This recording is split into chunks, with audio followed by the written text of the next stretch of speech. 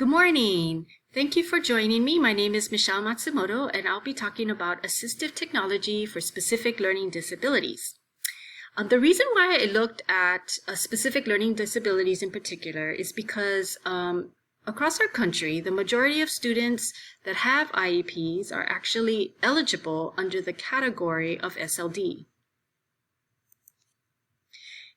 In addition, the American Academy of Pediatrics noted that 80% of people with learning disabilities actually have dyslexia.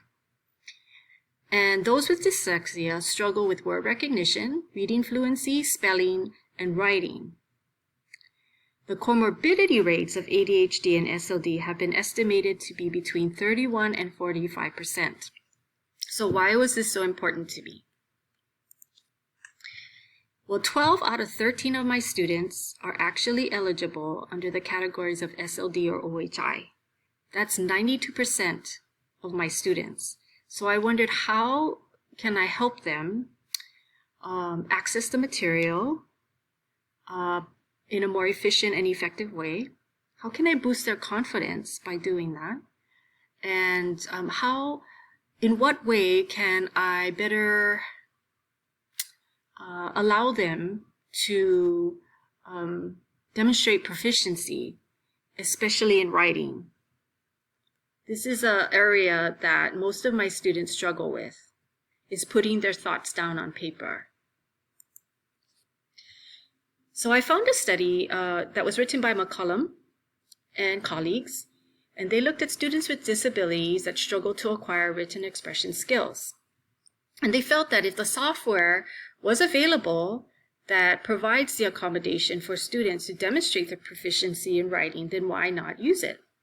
So in particular, they looked at something called speech-to-text technology. And the questions they asked were, does speech-to-text technology affect the total words written, the number of multisyllabic words, and number of correct writing sequences? And does this type of software and technology have a positive impact on writing?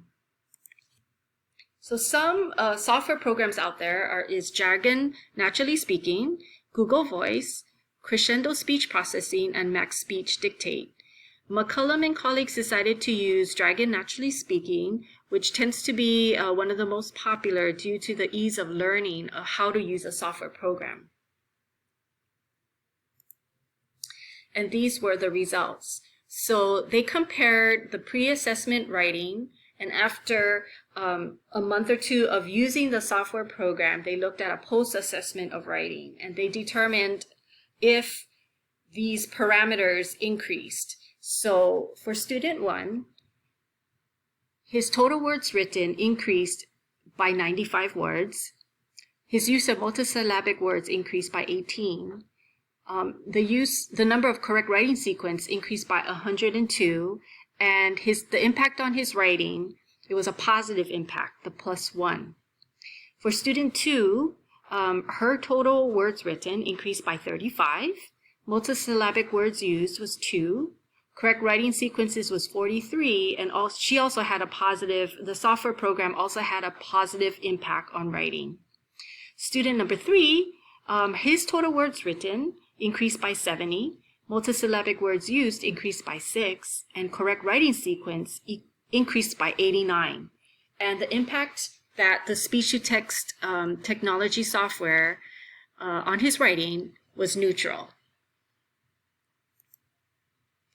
So in conclusion, speech-to-text software is definitely worth a try. Jargon Naturally Speaking is an investment for the school, but Google Voice is free, especially at our school, which we use the Google Drive platform. So I think it's worth a try to see if this does make a difference and if it does have a positive impact on students' writing.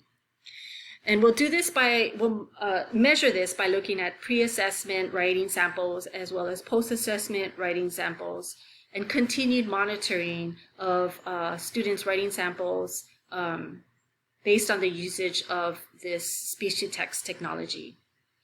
And another reason to give this a try is because of Checkpoint 4.2 in Universal Design for Learning. which looks at optimizing access to tools and assistive technologies in order for students to be able to demonstrate proficiency in any subject at school.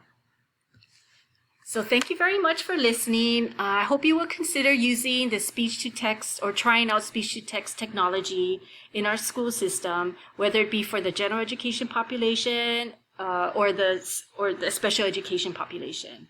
Thank you very much. Have a good day. Bye-bye.